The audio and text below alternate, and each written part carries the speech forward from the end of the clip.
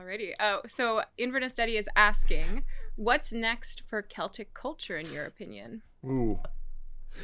Where are we going? I can't take this question serious. We're talking about Inverness Daddy.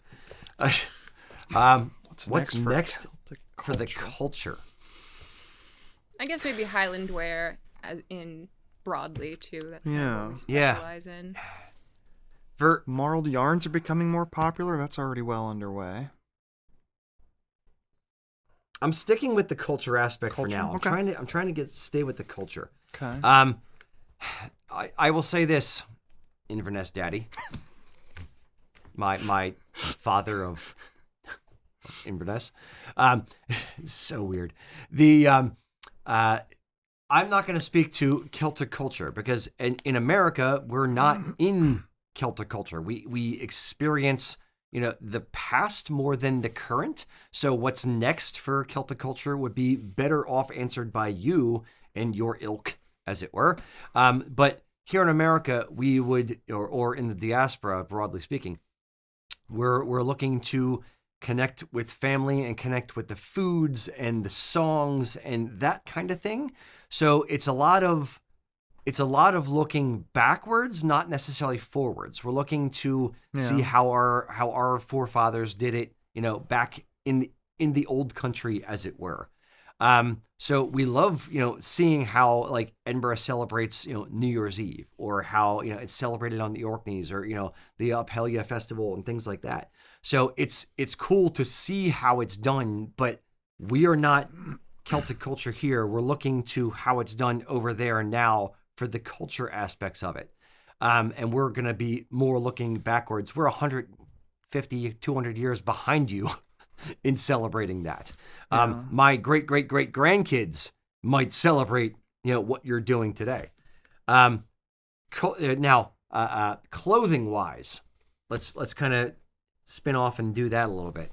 What's next? I would absolutely say, marled yarns, as you kind of alluded to a minute ago, 100%. More contemporary looks. Like, what do the kids today? So Supreme T-shirt with kilt.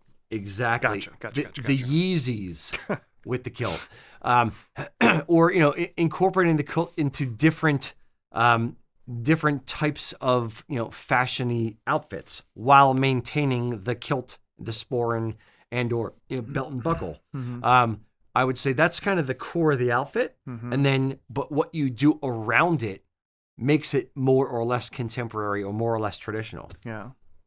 Thoughts? Yeah, I think people experiencing kilts in new climates is already probably changing some things because people are having to find ways to adapt. Okay. We do regularly have customers lament, I can't wear these tweed jackets in the Florida humid heat. I'm like, I get it. This was all designed for Scotland, though, man. Yeah.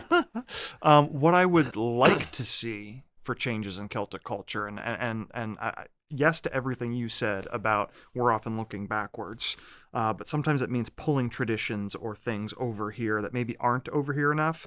I would like to see more.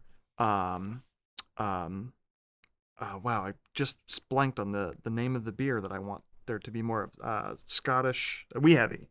Scottish Wee Heavy beer is completely being ignored by the craft beer movement. We need more. There's not enough. Hopefully the IPAs are finally cresting and we can finally have at least one or two other styles of beer. Shut your mouth and spit blood. Nope. More Scottish Wee Heavies, and just Scotch ales in general would be great. There's a good number of Scotch ales out there, but the Wee Heavies we need more of for sure. Okay. I think what will end up happening is with the casualization of clothing and fashion in general. I think kilts will be not relegated, but will be included in more casual outfits. Yeah. So worn more with sweaters and t-shirts and other things, not just relegated to, full formal outfits. Yeah. That's one thing that I think the Diaspora does probably better outside of Tartan Army, better than a lot of people in Scotland, is they do want to wear it more. We're wearing it for different reasons. We in the Diaspora are wearing the kilt to connect with our family heritage, not national pride, but a little bit of that, and are proud in where our ancestors came from, but more proud of our ancestors. I mean, they left Scotland for a reason. They came to America, they went to Canada, they went to Australia for a reason to build a better or different life than they had in Scotland. So the ability to look backwards and honor them while incorporating it into everyday fashion now. When I go to a Highland Games or a Celtic festival, I'm not seeing 800, 900, 5,000 guys wearing tweed jackets and vests. You'll see a few of those, yes, but you'll also see more t-shirts and jerseys and, on grandfather shirts or Highland shirts and things like that, because it's our way of incorporating it into our wardrobe and not letting it just stand still. It's not us trying to play pretend Scot for the day. It's us trying to incorporate it into our other types of outfits, the rest of our wardrobe. So it's us incorporating heritage into our wardrobe, not just playing pretend. Yeah, that's my way of thinking about it. Yeah. Anything else? Yeah, I think that speaks to there's a lot of people trying to hike in a kilt, so that's going to change how people are wearing it too. That fits right into that kind of thing. Emma, I'm going to put you on the spot now as well.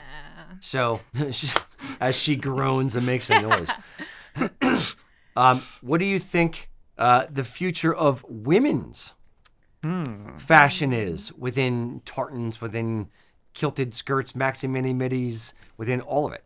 Yeah. I think there's an exciting future that's coming about. I think more and more, at least from what I've seen and connected with folks that we've had here, more and more women are becoming interested in getting kilts and wearing kilts beyond just matching their partner's kilt, coming in to get maybe their husband a kilt, but then also wanting to know their own heritage and what tartan and then deciding to get a kilt too. So I think what's exciting is the more people you have drawn into Highland wear and who are interested in wearing kilts and Celtic culture, the more broad of takes we get on it. So the more people that come in, I feel like there have been a lot of new, fresh people in.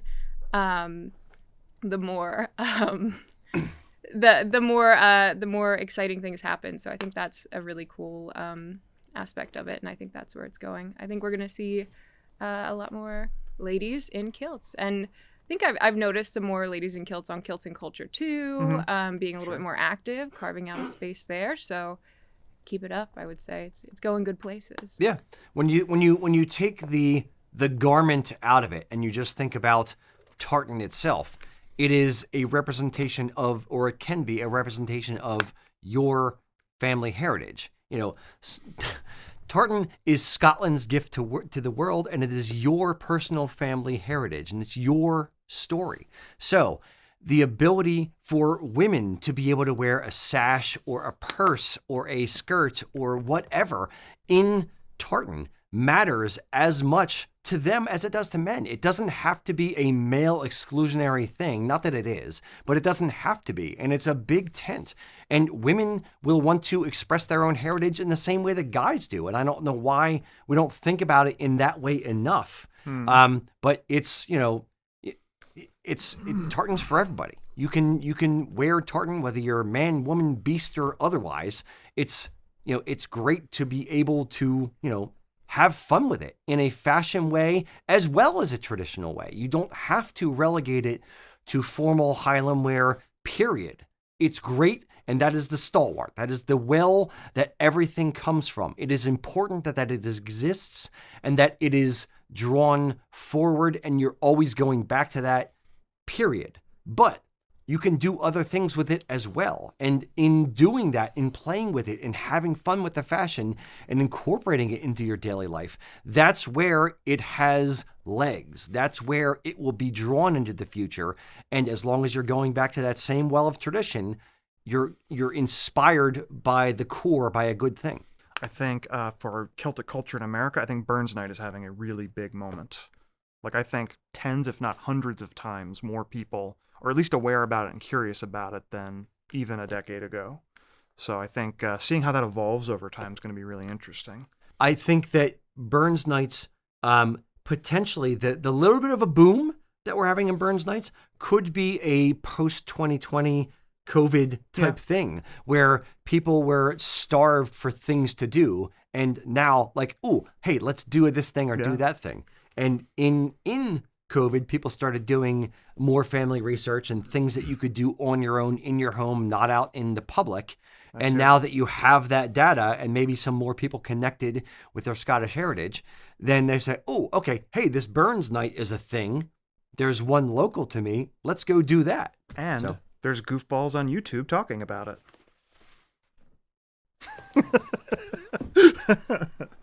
That wasn't planned at all. Actually, it wasn't. Wow, what a great question. Thanks to Inverness Daddy for posing that one. You can let us know what you think in the comments below and hit subscribe while you're down there.